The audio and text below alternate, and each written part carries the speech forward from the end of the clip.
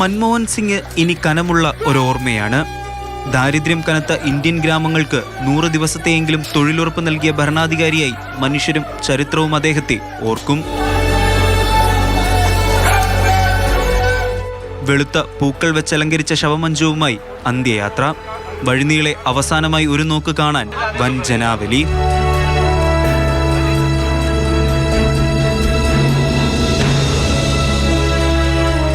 രാഷ്ട്രീയ പ്രമുഖരുടെയും വിദേശ രാജ്യ പ്രതിനിധികളുടെയും നീണ്ട നിര നിഗംബോധ് ഘട്ടിലുമെത്തി.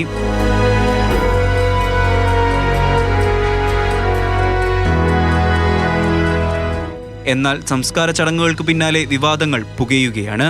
അദ്ദേഹത്തിന്റെ ഔന്നത്യത്തിന് ഒത്ത ഒരു ഫ്യൂണറൽ ചടങ്ങ് നടത്താനുള്ള അനുവാദം അവർ തന്നില്ല എന്നുള്ളത് ഏറ്റവും സങ്കടകരമായിട്ടുള്ള കാര്യം തന്നെയാണ്. ദേശീയ പതാക ഭാര്യയ്ക്ക് കൈമാറിയപ്പോഴും ഗൺ സല്യൂട്ട് നൽകിയപ്പോഴും പ്രധാനമന്ത്രി എണ്ണീറ്റു നിന്നില്ലെന്ന് കോൺഗ്രസ് ആരോപിക്കുന്നു. വിലാപയാത്രയെ അമിത്ഷായുടെ വാഹനവ്യൂഹം തടസ്സപ്പെടുത്തി. ദൂരദർശൻ നരേന്ദ്രമോദിയെ മാത്രം കാണിച്ചു. ചിതയ്ക്കടുത്ത് പോലും ആവശ്യത്തിന് സ്ഥലം കുടുംബത്തിന് നൽകിയില്ല തുടങ്ങി നിരവധി ആരോപണങ്ങൾ കോൺഗ്രസ് ഉയർത്തുന്നുണ്ട്. എന്നാൽ മരണത്തെ കോൺഗ്രസ് രാഷ്ട്രീയവൽക്കരിക്കുന്നുവെന്ന് BJPയുടെ മറുപടി. കോൺഗ്രസിന്റെ ഈ നീക്കം അപലപനീയമെന്നും സോണിയാഗാന്ധി സൂപ്പർ പ്രധാനമന്ത്രിയായിരുന്നുവെന്നും BJP ദേശീയ അധ്യക്ഷൻ JP നദ്ദ ആരോപിക്കുന്നു.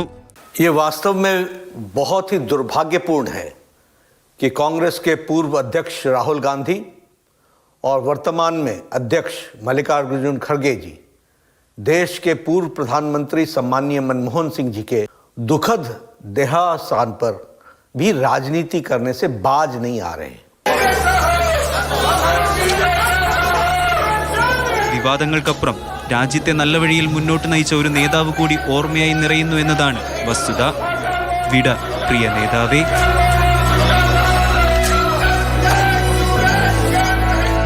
നിഗംബോധ് ഘാട്ടിൽ നിന്നും ജിഷ്ണു ബാലകൃഷ്ണനൊപ്പം അർജുൻ പീതാംബരൻ, മാതൃഭൂമി ന്യൂസ്.